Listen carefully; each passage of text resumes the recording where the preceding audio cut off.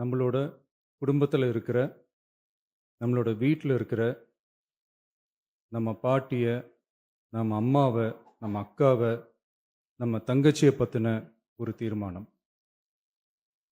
அத பத்தி பேசுறதுக்கு, அவங்களுக்காக பேசுறதுக்கு, நம்ம மனசுல இருந்து, நம்ம இதயத்துல இருந்து பேசுறேன்.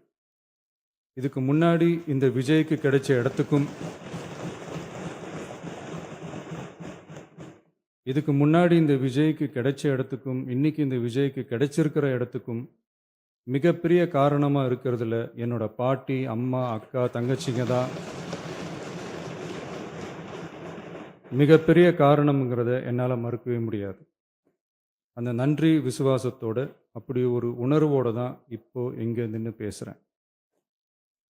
பெருசா பணம் இருந்துட்டா ஒரு வீட்டுக்கோ, பெரிய பொருளாதாரம் இருந்துட்டா ஒரு நாட்டுக்கோ, பெரிய பேரு வந்துடும்னு சில பேர் நினைக்கலாம். ஆனா உண்மையாகவே ஒரு வீட்டுக்கோ, ஒரு நாட்டுக்கோ எப்ப பெரிய பேரு கிடைக்கும் தெரியுமா?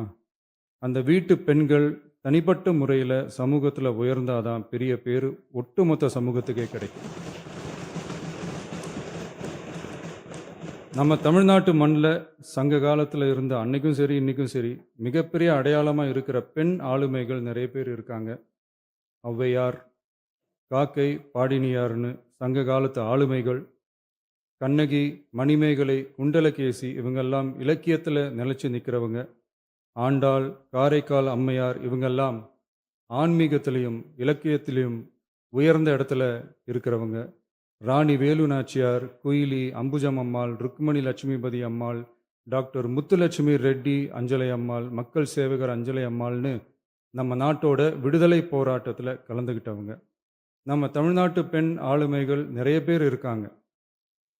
சுதந்திர போராட்டத்தில் இருந்து சமூக நீதி போராட்டம் வரைக்கும் கலந்துக்கிட்டவங்க தான் நம்ம தமிழ்நாட்டு பெண்கள்.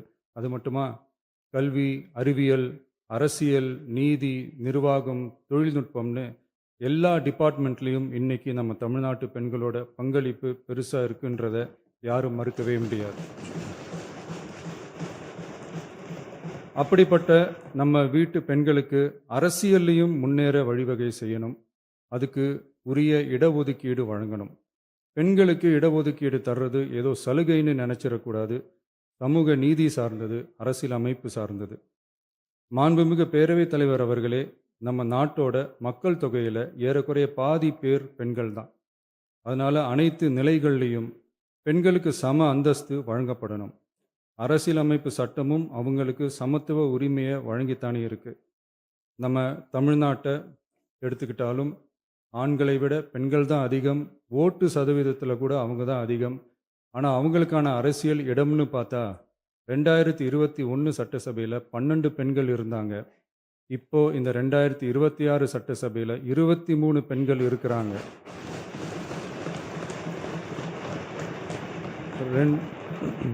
ரெண்டு மடங்கு ஆகி இருக்கு. ஆனாலும் சதவீத கணக்குப்படி பெருசாக உயரலை. மாண்புமிகு பேரவைத் தலைவர் அவர்களே, ஒன்றிய அரசு 2023ஆம் ஆண்டு மக்களவை, அனைத்து மாநில சட்டமன்றங்கள் மற்றும் டெல்லி யூனியன் பிரதேச சட்டமன்றத்தில் பெண்களுக்கென 1/3 தொகுதி ஒதுக்கீட்டை கட்டாயமாக்கி 106வது அரசியல் சாசன திருத்த சட்டத்தினை 2023 செப்டம்பர் 28 நிறைவேற்றி 2026 ஏப்ரல் 16 முதல் நடைமுறைக்கு வந்துள்ளது. இருப்பினும் மேற்படி தொகுதி ஒதுக்கீடானது மக்கள் தொகை கணக்கெடுப்பு மற்றும் அதை தொடர்ந்து நடக்கும் தொகுதி மறுவரையறை பணிகளுக்கு பிறகுதான் முழுமையாக நடைமுறைக்கு வரும் என்று தெரிவிக்கப்பட்டுள்ளது. மேலும் ஒன்றிய அரசு 2026ஆம் ஆண்டு 131வது அரசியல் சாசன திருத்த சட்ட மசோதாவையும் 2026ஆம் ஆண்டு தொகுதி மறுவரையறை சட்ட மசோதாவையும் தாக்கல் செய்து 2026 ஏப்ரல் 17இல் 2/3 உறுப்பினர்களில் ஆதரவு இல்லாமல் மசோதா நிறைவேறவில்லை. அவ்வாறு மக்கள் தொகை கணக்கெடுப்பு மற்றும் தொகுதி மறுசீரமைப்புடன் பெண்களுக்கான தொகுதி ஒதுக்கீட்டை இணைப்பதால் அதனை நடைமுறைப்படுத்த மேலும் பல ஆண்டுகள் காலதாமதம் ஆகலாம். மாண்புமிகு பேரவைத் தலைவர் அவர்களே, நாடாளுமன்றம் மற்றும் மாநில சட்டமன்றங்களில் மகளிருக்கென 1/3 தொகுதி ஒதுக்கீட்டு செய்து சட்டம் நிறைவேற்றப்பட்டிருந்த போதிலும் அதனை நடைமுறைப்படுத்துவதில் ஏற்படும் கால தாமதத்தினால் அச்சட்டம் நிறைவேற்றப்பட்டதன் நோக்கம் நிறைவேறாமல் காலம் தாழ்த்தப்படும் சூழ்நிலை உருவாகியுள்ளது.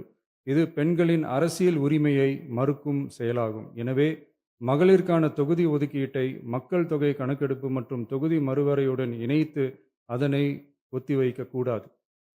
மேற்படி தொகுதி ஒதுக்கீட்டை விரைந்து நடைமுறைப்படுத்துவதற்கு உரிய நடவடிக்கைகள் எடுக்கப்பட வேண்டும் என தமிழ்நாடு அரசு, ஒன்றிய அரசை வலியுறுத்துகிறது.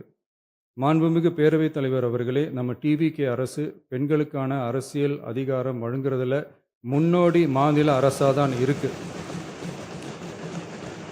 4 பெண் அமைச்சர்கள் இருக்கிறாங்க. பெண்கள் பாதுகாப்புக்கு சிங்கப்பெண் சிறப்பு அதிரடிப்படை இருக்கு. பெண்களுக்கான பாதுகாப்பில், பெண்களுக்கான இம்பார்ட்டன்ஸில் டிவிகே அரசு ரொம்ப கவனமாக தான் இருக்கு. இனியும் அப்படி தான் இருக்கும். உள்ளாட்சியில் பெண்களுக்கு 50% இடஒதுக்கீடு கொடுத்ததும் இன்னைக்கு ஆயிரக்கணக்கான பெண்கள் மக்கள் பிரதிநிதிகளாக மாறி இருக்காங்க. அவங்களோட தலைமை பண்பும் ப்ரூவ் ஆகி இருக்கு. அதே மாதிரி பெண்களோட வெற்றியை சட்டமன்றத்திலையும் பார்லிமெண்ட்லேயும் எக்ஸ்டெண்ட் பண்ண வேண்டிய நேரம் வந்துருச்சு. மாண்புமிகு பேரவைத் தலைவர் அவர்களே, இன்று இந்த பேரவையின் வாயிலாக பெண்களுக்கான 33% இடஒதுக்கீட்டை இனியும் தாமதிக்காமல் நடைமுறைப்படுத்த வேண்டும் என்று ஒன்றிய அரசை வலியுறுத்துகிறோம். இது பெண்களுக்கான சலுகை இல்லை, இது அவர்களுடைய ஜனநாயக உரிமை. இது ஒருவருக்கான வெற்றி அல்ல, இது இந்திய ஜனநாயகத்தின் வெற்றி. ஒரு பெண் அதிகாரம் பெறும்போது ஒரு குடும்பம் உயர்கிறது. ஆயிரக்கணக்கான பெண்கள் அதிகாரம் பெறும்போது ஒரு நாடே உயர்கிறது. மக்கள் தொகை கணக்கெடுப்பு மற்றும் தொகுதி மறுசீரமைப்புடன் பெண்களுக்கான தொகுதி ஒதுக்கீட்டை இணைப்பதால் ஏற்படும் காலதாமதத்தின் காரணமாக பெண்களுக்கான தொகுதி ஒதுக்கீட்டை ஒத்திவைக்கக்கூடாது என்றும் அதை விரைவாக அமல்படுத்த தகுந்த அரசியலமைப்பு மற்றும் சட்டப்பூர்வ நடவடிக்கைகள் எடுக்கப்பட வேண்டும் என்றும் தமிழ்நாடு அரசு, ஒன்றிய அரசை வலியுறுத்துகிறது.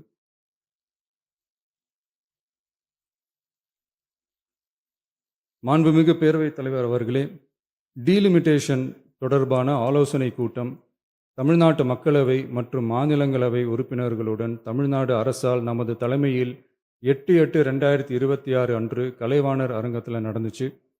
அந்த கூட்டத்தில் தமிழ்நாட்டை சேர்ந்த அனைத்து மக்களவை மற்றும் மாநிலங்களவை உறுப்பினர்களுக்கும் அழைப்பு விடுக்கப்பட்டு இந்திய தேசிய காங்கிரஸ் கட்சியின் 11 உறுப்பினர்களும், விடுதலை சிறுத்தைகள் கட்சியின் 2 உறுப்பினர்களும், இந்திய கம்யூனிஸ்ட் கட்சியின் 2 உறுப்பினர்களும், மார்க்சிஸ்ட் கம்யூனிஸ்ட் கட்சியின் 2 உறுப்பினர்களும், இந்திய யூனியன் முஸ்லீம் லீக் கட்சியின் உறுப்பினரும் மற்றும் மறுமலர்ச்சி திராவிட முன்னேற்றக் கழகத்தின் உறுப்பினரும் என 6 கட்சிகளை சேர்ந்த உறுப்பினர்கள் பங்கேற்றாங்க. இந்த கூட்டத்தில் டீலிமிட்டேஷன் தொடர்பாக விரிவாக ஆலோசிக்கப்பட்டுச்சு. அந்த ஆலோசனையில் டீலிமிட்டேஷனால் தமிழ்நாடு மற்றும் தென் மாநிலங்களுக்கு ஏற்படக்கூடிய பாதிப்புகள் குறித்தும் அதை சரி செய்யறதுக்கான வழிமுறைகள் குறித்தும் விவாதிக்கப்பட்டு இறுதியில் டீலிமிட்டேஷன் தொடர்பாக சட்டமன்றத்தில் ஒரு தீர்மானம் இயற்றலாம்னு முடிவானுச்சு. மாண்புமிகு பேரவைத் தலைவர் அவர்களே, இந்தியாவில் 1952ஆம் ஆண்டு முதல் பொது தேர்தல் நடத்தப்பட்டது. அது தொடர்ந்து ஒவ்வொரு 10 ஆண்டுகளுக்கு ஒரு முறை நடத்தப்படுற சென்சஸ் டீட்டெயில்ஸ் படி மக்களவை மற்றும் சட்டப்பேரவை தொகுதிகளின் எண்ணிக்கையை மறுசீரமைப்பு செஞ்சு 1976 வரை தேர்தல்கள் நடத்தப்பட்டது. இந்த நிலையில் 1976ஆம் ஆண்டு 42வது அரசியலமைப்பு சட்ட திருத்தப்படி மக்கள் தொகையை சிறப்பாக கட்டுப்படுத்தும் மாநிலங்களுக்கு டீலிமிட்டேஷன் காரணமாக மக்களவை உறுப்பினர் எண்ணிக்கையில் எந்தவித பாதிப்பும் ஏற்படக்கூடாது என்பதற்காக அடுத்த 25 வருஷத்துக்கு 1971ஆம் ஆண்டு சென்சஸ் படி பாராளுமன்ற உறுப்பினர்களின் எண்ணிக்கை வைக்கப்படும்னு சட்டம் இயற்றப்பட்டது. அதை தொடர்ந்து அதே நிலையை முன்னிறுத்தி 84வது மற்றும் 87வது அரசியலமைப்பு சட்ட திருத்தம் 1971 சென்சஸ் படி மக்களவை தொகுதிகள் நிலைநிறுத்தப்பட்டன. இந்த திருத்தங்களோட நோக்கமே மக்கள் தொகை கட்டுப்பாட்டை செயல்படுத்திய மாநிலங்களின் உரிமைகளை பாதுகாக்கிறது தான். மாண்புமிகு பேரவைத் தலைவர் அவர்களே, அந்த 25 வருஷ லிமிட் இந்த 2026 முடியுது. இதை முன்னிட்டு கடந்த 50 வருஷமாக இருந்து வந்த டீலிமிட்டேஷன் தடையை அகற்றி 2011 சென்சஸ் அடிப்படையில் மக்களவை மற்றும் சட்டப்பேரவை தொகுதிகளின் எண்ணிக்கையை நிர்ணயிக்க நாடாளுமன்றத்தில் ஒரு மசோதா ஏப்ரல் 2026 அறிமுகப்படுத்தப்பட்டு அந்த மசோதா தோல்வியில் முடிஞ்சது.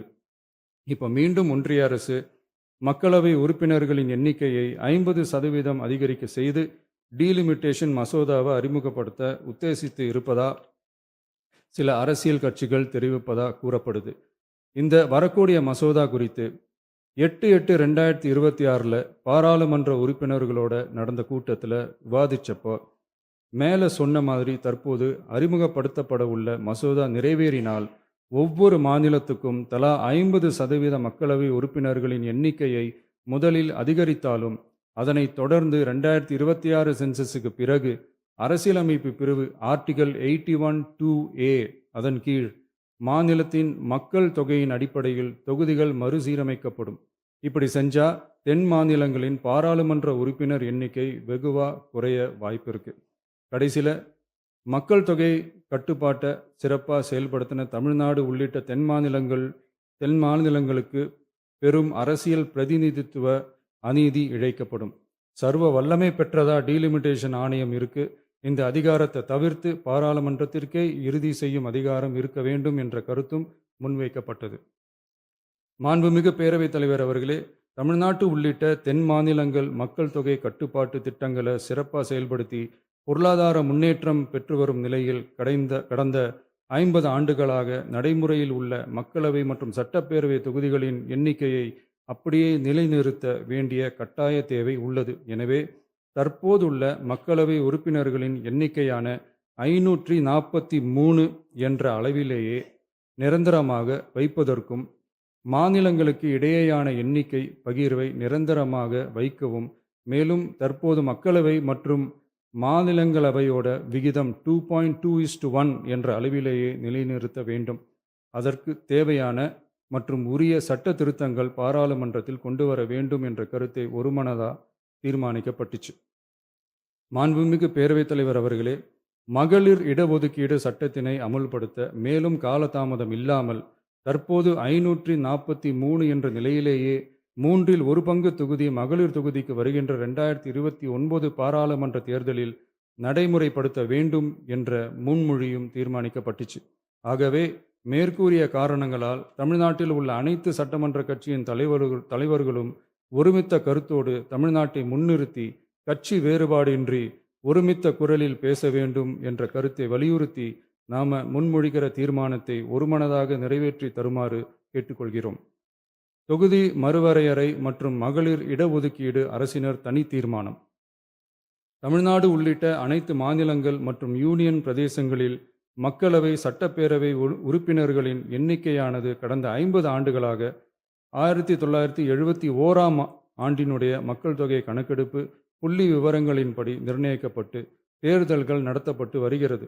ஏப்ரல் 2026 பாராளுமன்றத்தில் கடந்த 50 ஆண்டு கால தொகுதி மறுவரையறை தடையை நீக்கவும் 2011 ஆண்டு மக்கள் தொகை கணக்கெடுப்பு அடிப்படையில் தொகுதி மறுவரையறை செய்திடவும் மக்களவை உறுப்பினர்களின் எண்ணிக்கையை 550 850 அதிகரிக்கவும் கொண்டுவரப்பட்ட அரசியலமைப்பு சட்ட திருத்த மசோதா தோல்வியடைந்தது.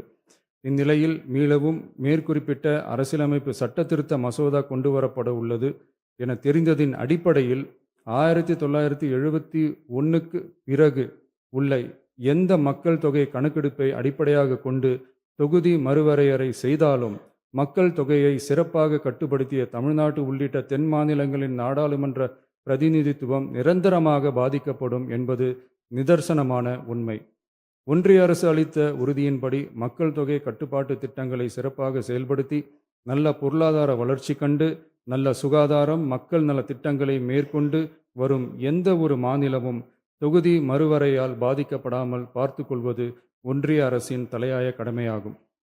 எனவே தற்போதுள்ள மக்களவை உறுப்பினர்களின் எண்ணிக்கையான 543 என்ற அளவிலேயே நிரந்தரமாக வைப்பதற்கும் மாநிலங்களுக்கு இடையேயான எண்ணிக்கை பகிர்வை நிரந்தரமாக வைக்கவும், மேலும் தற்போது மக்களவை மற்றும் மாநிலங்கள் அவையினுடைய விகிதம் 2.2:1 என்ற அளவிலேயே நிலைநிறுத்த வேண்டும் என்றும், அதே வேளையில் பெண்களுக்கான 33% இடஒதுக்கீட்டை காலதாமதமின்றி தற்போது 543 தொகுதிகளின் அடிப்படையிலேயே 2029ஆம் ஆண்டு மக்களவைத் தேர்தலில் நடைமுறைப்படுத்த வேண்டும் என்றும் ஒன்றிய அரசை வலியுறுத்தி தமிழ்நாடு சட்டமன்ற பேரவை கீழ்க்கண்ட தீர்மானங்களை ஒருமனதாக நிறைவேற்றுகிறது. 1. நாடாளுமன்ற மக்களவையின் மொத்த உறுப்பினர்களின் எண்ணிக்கையை 543 என்ற நிலையிலேயே நிரந்தரமாக்க வேண்டும். 2. தற்போதுள்ள மக்களவை உறுப்பினர்களின் இடங்களின் எண்ணிக்கையை மாநிலங்களுக்கிடையே, அதாவது விகிதாச்சார பிரதிநிதித்துவம் தற்போதுள்ள அளவிலேயே நிரந்தரமாக்க வேண்டும். 3. வரவிருக்கும் மக்களவை பொது தேர்தலிலும் அதன் பிறகு சட்டமன்ற பொது தேர்தல்களிலும் 1/3 தொகுதி ஒதுக்கீட்டு பலனை பெண்கள் பெறுவதை உறுதி செய்ய வேண்டும் என ஒன்றிய அரசை தமிழ்நாடு சட்டமன்ற பேரவை ஒருமனதாக வலியுறுத்துகிறது. மாண்புமிகு பேரவைத் தலைவர் அவர்களே, இந்த தீர்மானம் ஒரு அரசியல் கட்சியின் தீர்மானம் அல்ல, தமிழ்நாட்டின் உரிமையை நிரந்தரமாக பாதுகாக்கும் தீர்மானம். எனவே அனைத்து கட்சிகளை சேர்ந்த மாண்புமிகு பேரவை உறுப்பினர்கள் இந்த தீர்மானத்தை ஒருமனதாக நிறைவேற்றி தர வேண்டும் என்று கேட்டுக்கொள்கிறோம். நன்றி. மாண்புமிகு பேரவைத் தலைவர் அவர்களே, தொகுதி மறுவரையறை, டீலிமிட்டேஷன் அப்படிங்கிற பேர்ல எக்காரணம் கொண்டும் நம்முடைய தமிழ்நாடு பாதிக்கப்படக்கூடாது என்பதுதான் எங்களுடைய உறுதியான நிலைப்பாடு. அது மட்டும் இல்ல, தற்போதைய மக்கள் தொகை கணக்கெடுப்பு அடிப்படையில் புதுசா டீலிமிட்டேஷன் கொண்டு வந்தா அது எவ்வளவு பெரிய ஆபத்தாக அமையும் அப்படிங்கிறத இந்தியாவுக்கே முதலா சொன்ன இயக்கம் எங்களுடைய திராவிட முன்னேற்ற கழகம், எங்களுடைய தலைவர் அவர்கள் தான்.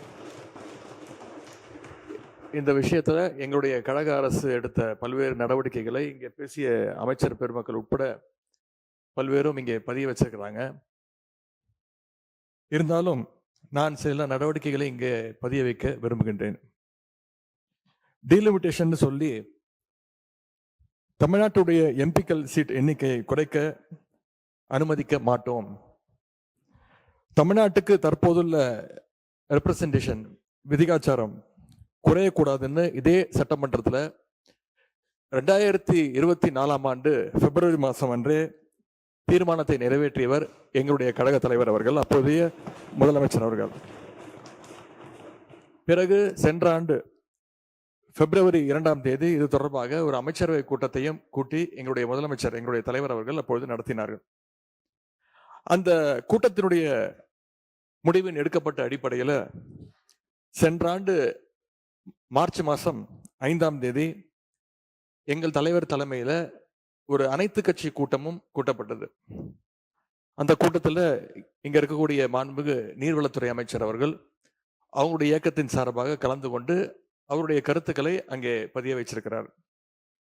அதன் பிறகு மார்ச் 7ஆம் தேதி டீலிமிட்டேஷன் எக்ஸசைஸின் அதனுடைய ஆபத்தை விலக்கி தென் மாநிலங்கள் உள்பட 7 மாநில முதலமைச்சர்களுக்கும் அந்தந்த மாநிலங்களைச் சேர்ந்த முக்கியமான அரசியல் கட்சி தலைவர்கள் அனைவருக்கும் எங்களுடைய தலைவர் அப்பொழுதைய தமிழ்நாடு முதலமைச்சர் அவர்கள் ஒரு விளக்கமாக ஒரு கடிதத்தையும் எழுதியிருந்தார்.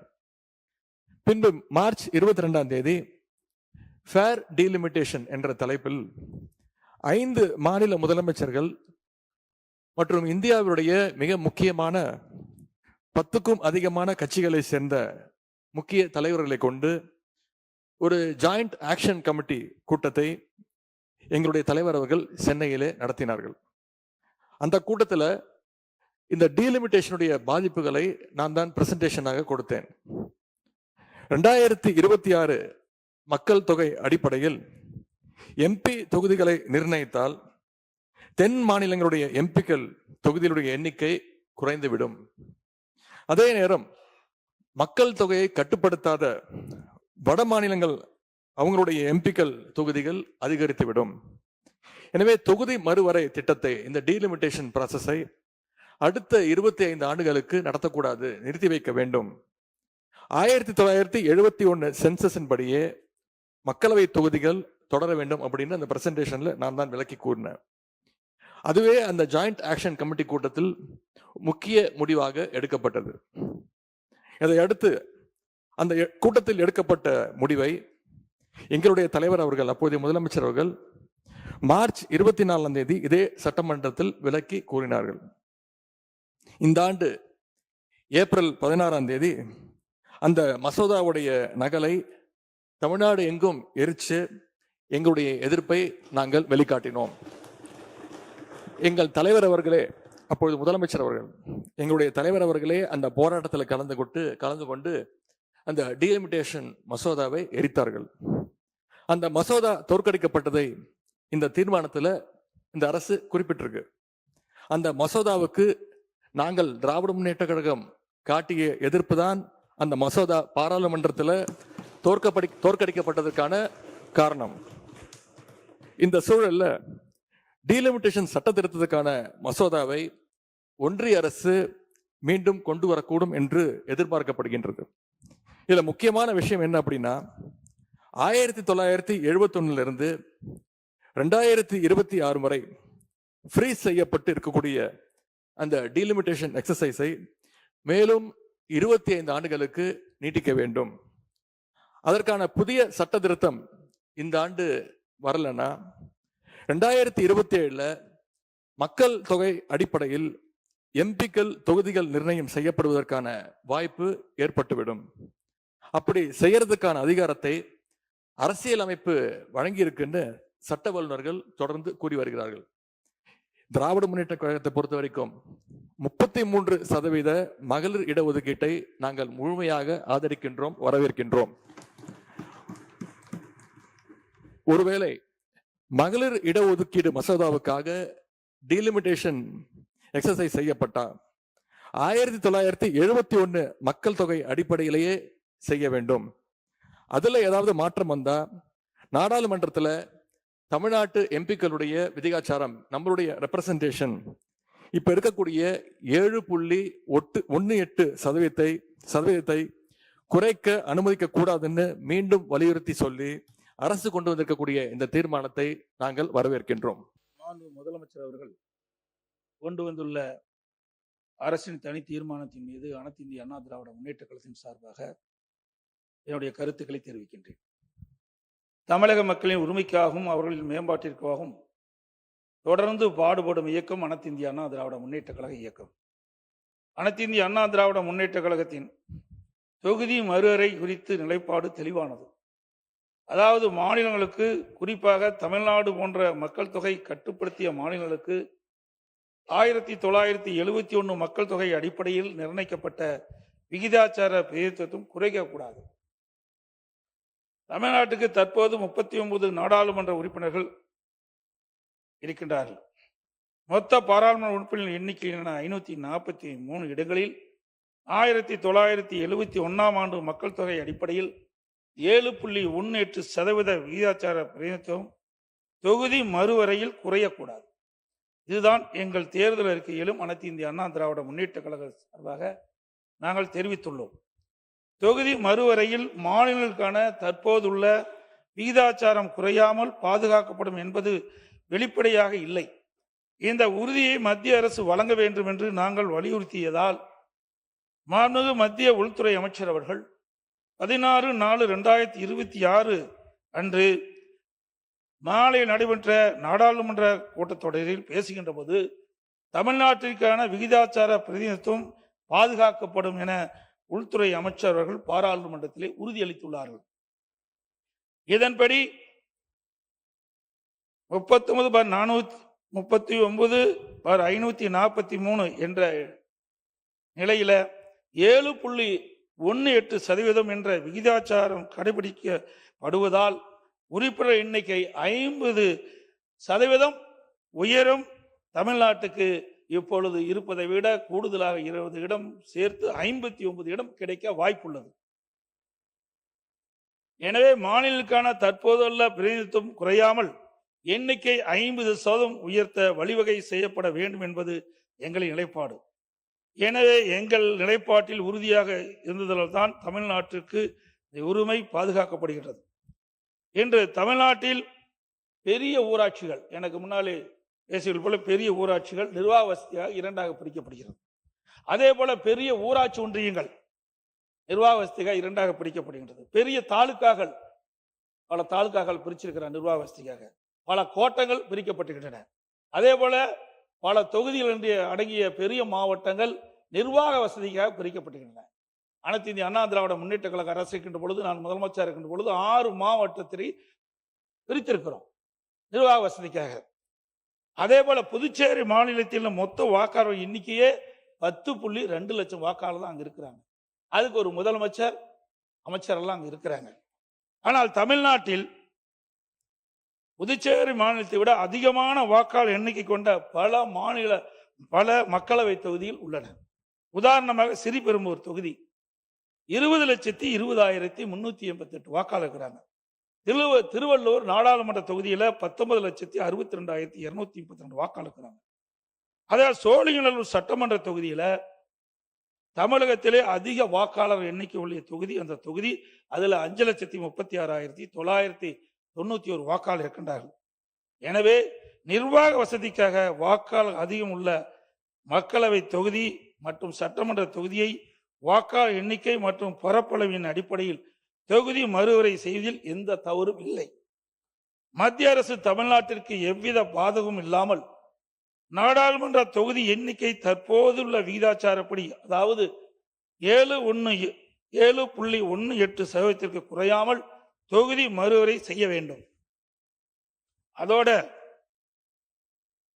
இன்றைக்கு பெண்களுக்கு 33% இடஒதுக்கீடு தொடர்ந்து வலியுறுத்தி கொண்டிருந்தார்கள்.